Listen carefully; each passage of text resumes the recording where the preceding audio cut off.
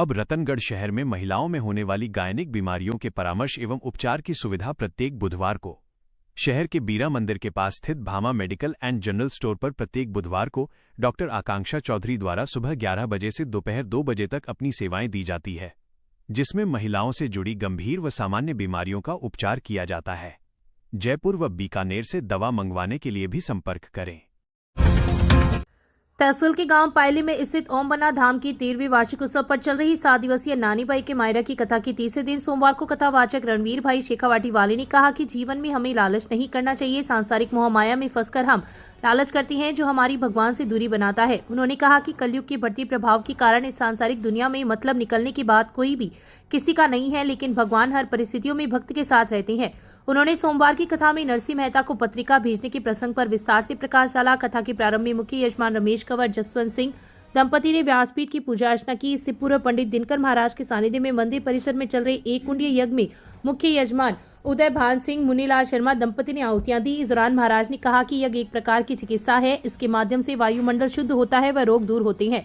उन्होंने कहा कि सत्संग में जाने से जीवन में निखार आता है और साधु संतों के सानिध्य से जीवन हमारे मोक्ष का मार्ग प्रशस्त होता है। इस अवसर पर भंवरलाल शर्मा, स्वरूप सिंह, मगन सिंह, जगदीश सिंह, भंवर सिंह, पूर्ण सिंह, गंगू सिंह, मामराज मेघवाल, रतन सिंह, जगदीश सिंह, रामेश्वर सांसी, मालू सिंह, मदन सिंह सहित कई श्रद्धालु उपस्थित थे। शहर के मावलियों के मोहल्ले में स्थित श्री जैन माता मंदिर के वार्षिक उत्सव के अंतर्गत चल रही 7 दिवसीय श्रीमद् भागवत कथा के चौथे दिन सोमवार को कृष्ण जन्मोत्सव मनाया गया। व्यासपीठ पर विराजमान संदीप शास्त्री ने कहा कि जब जब धरती पर पापाचार बढ़ता है तब तब भगवान किसी न किसी रूप में अवतार लेकर पृथ्वी पर धर्म की स्थापना करते हैं। उन्होंने कहा कि भगवान के प्रति अटूट श्रद्धा व भक्ति हो तो भगवान अवश्य आते हैं। इस दौरान कृष्ण जन्मोत्सव की झांकी भी सजाई गई तथा पांडाल को सजाया गया। कथा के प्रारंभ में मुख्य यजमान लक्ष्मण बावलिया दंपति ने व्यासपीठ की पूजा अर्चना की। इस अवसर पर रामता ठटेरा, मांगीलाल बावलिया, प्रभुदयाल भाटीवाल, पार्षद निखिल इंदौरिया, भीमराज भोबरिया, विष्णु लोहानीवाल, सागरमल छापोलिया, भंवरलाल घोड़ेला, मंगतूराम माली, मांगीलाल टाक, लीलाधर सांखोलिया, कैलाश चंद्र गौड़, पीरूमल भोबरिया, महावीर प्रसाद सेवदा सहित कई काफी संख्या में श्रद्धालु उपस्थित थे। श्री दुर्गा प्रसाद धानुका बालिका प्राथमिक आदर्श विद्या मंदिर द्वारा संचालित महर्षि वाल्मीकि सरस्वती संस्कार केंद्र पर मातृ सम्मेलन का आयोजन सोमवार को हुआ। दीप प्रज्वलन एवं अतिथि सत्कार से शुरू हुए कार्यक्रम में मुख्य वक्ता विशाखा जोशी ने कुटुंब प्रबोधन पर बोलते हुए कहा कि यह केवल कुछ व्यक्तियों का समूह नहीं है, यह प्रेम, सहयोग व संस्कारों का संगम है। हमारा पहला स्कूल हमारा घर होता है और हमारे पहले शिक्षक हमारे माता पिता होते हैं। आज के युग में जब विज्ञान, तकनीक व भौतिक सुख सुविधाएं बढ़ रही है, वहीं परिवार में संवाद की कमी, संस्कारों का पतन व पीढ़ियों के बीच की दूरी भी बढ़ती जा रही है। ऐसे में कुटुंब प्रबोधन आवश्यक है, जिससे परिवार में आपसी प्रेम व समझ बनी रहे, बच्चों को नैतिक शिक्षा व संस्कार मिले, बुजुर्गों का सम्मान बना रहे, परिवारों में महिलाओं की भूमिकाओं को सम्मान व आदर मिले और हर सदस्य अपने कर्तव्यों व अधिकारों को समझे। कार्यक्रम की प्रस्तावना रुक्मणी प्रजापति ने रखी। माया देवी की अध्यक्षता में हुए कार्यक्रम में प्रश्नोत्तरी प्रतियोगिता का आयोजन किया गया, जिसमें विजेता रही मातृशक्ति को सम्मानित किया गया। स्कूल की पूर्व छात्रा गुनगुन ने गीत की प्रस्तुति दी। इस अवसर पर सोनू जहांगीर, प्रीति शर्मा, भावना शर्मा सहित 55 मातृशक्ति उपस्थित थी। कार्यक्रम का संचालन अनीता वर्मा ने किया। नुआ रोड स्थित अपना घर आश्रम में गर्म वस्त्रों का वितरण सोमवार को किया गया। इस दौरान पूर्व विधायक विनेश महर्षि ने कहा कि संकटग्रस्त व असहाय प्राणी मात्र की दयनीय स्थिति को देखकर हृदय में उपजी करुणा से सेवा भाव परिपुष्ट होता है। देखने वाले व्यक्ति के मन में स्वतः इच्छा होती है कि जितनी भी बन सके उतनी सेवा मुझे अवश्य करनी चाहिए। उन्होंने कहा कि आपाधापी पूर्ण जीवन में ऐसे स्थान पर आकर मन को सुकून मिलता है और यहाँ निवासरत प्रभुजनों की सेवा के लिए विशेष प्रयासों की प्रेरणा भी मिलती है। प्रभुजनों की सेवार्थ स्थायी एम्बुलेंस की व्यवस्था के लिए प्रयास करने की बात कही। आश्रम ट्रस्ट के अध्यक्ष डॉक्टर वीपी गोयल ने आगंतुकों का शाब्दिक स्वागत किया। ट्रस्ट के सचिव कुलदीप व्यास ने प्रभुजनों के लिए चिकित्सा व्यवस्था सुलभ करवाने में सहयोग का निवेदन किया, जिस पर पूर्व विधायक महर्षि ने पीएमओ से वार्ता की। ट्रस्ट के कोषाध्यक्ष नरेंद्र झवर ने आश्रम संचालन के लिए दान देने वाले भामाशाहों व सहयोगियों का आभार प्रकट किया। इस दौरान पूर्व विधायक के सौजन्य से प्रभुजनों को सर्दी से बचने के लिए 45 गर्म जैकेट्स वितरित की गई। कार्यक्रम में पूर्व प्रधान संतोष तालड़िया, हिम्मत सिंह मालासी, महावीर खेतान, प्रदीप भरतिया, दीनदयाल पारेख मंचस्थ अतिथि थे। इस अवसर पर आश्रम व्यवस्था समिति के एडवोकेट रामता ठटेरा, महावीर राम गढ़िया, धर्मेंद्र बघेल, संतोष बिसारणिया, विकास महेश मुंदलिया सहित कई लोग उपस्थित थे। रतनगढ़ में कक्षा 8 की छात्रा से दुष्कर्म करने की दर्ज प्रकरण में पुलिस ने कार्रवाई करते हुए 19 वर्षीय युवक को गिरफ्तार किया है।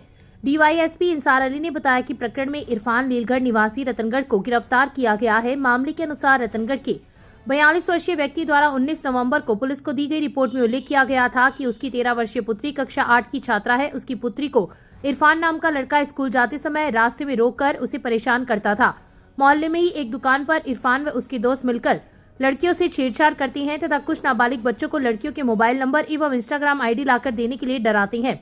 पीड़ित की पुत्री को कार्तिक नाम के युवक ने कहा कि इरफान बात करना चाहता है और पास वाली गली में आ जाओ, जहां से इरफान व कार्तिक ने नाबालिका को बहला फुसलाकर बाइक पर बैठाकर सरकना शक्ति के पास स्थित एक नौरे में ले गए। जब नाबालिका घर पर नहीं मिली तो उसकी तलाश की। इसी दौरान मोहल्ले के एक युवक को नाबालिका रास्ते में मिली तो उसे घर ले आया।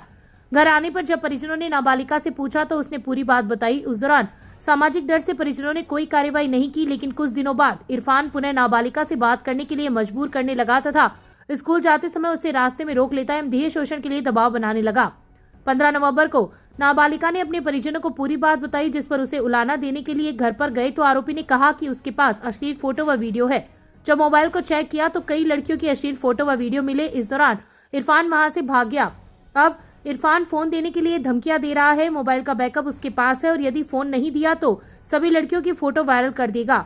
वह लव जिहाद का काम करता है, लड़कियों को अपने जाल में फंसाकर लव जिहाद करता है और उसका धर्म परिवर्तन करवाते हैं और इसके उसे रुपए मिलते हैं। नाबालिका के पिता को आरोपी ने धमकी दी है कि मौका मिलते ही उसकी बेटी को भी उठाकर ले जाएगा। मामला दर्ज होने के बाद पुलिस ने कार्रवाई करते हुए आरोपी इरफान को गिरफ्तार किया है। वहीं एक अन्य आरोपी की पुलिस तलाश कर रही है।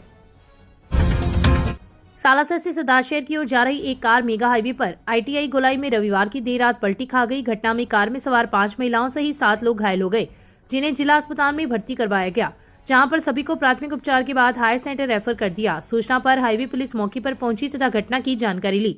मिली जानकारी के अनुसार एक कार सालासर से सदाशहर की तरफ जा रही थी, जिसने रतनगढ़ में मेगा हाईवे पर टी पॉइंट के पास एक युवती एवं 5 महिला यात्रियों को कार में बैठाकर रवाना हुआ था कि मेगा हाईवे पर राजकीय ITI के पास गोलाई में कार अनियंत्रित होकर पलटी खा गई, जिससे कार में सवार सभी लोग घायल हो गए तथा घटना के बाद अफरा तफरी मच गई। सूचना पर हाईवे पुलिस के रामनिवास सहित जाब्ता मौके पर पहुंचे तथा घटना की जानकारी ली। घटना में कार के परखच्चे उड़ गए। घटना को लेकर पुलिस में किसी भी प्रकार का मामला दर्ज नहीं हुआ है। अत्याधुनिक अस्पताल के अनुभवी डॉक्टर अब आपके शहर रतनगढ़ में। रतनगढ़ के चूरू बस स्टैंड के पास स्थित सुमंगल हॉस्पिटल में सभी प्रकार की आपातकालीन सेवाओं के साथ साथ अनुभवी डॉक्टरों द्वारा OPD व IPD चिकित्सा 24/7, आपातकालीन उपचार सहित सभी प्रकार के ऑपरेशन, आयुर्वेदिक तरीके से ऑपरेशन व उपचार सहित पंचकर्म की सुविधा उपलब्ध है। पता Sumangalam hospital, Churu bus stand के पास, रतनगढ़।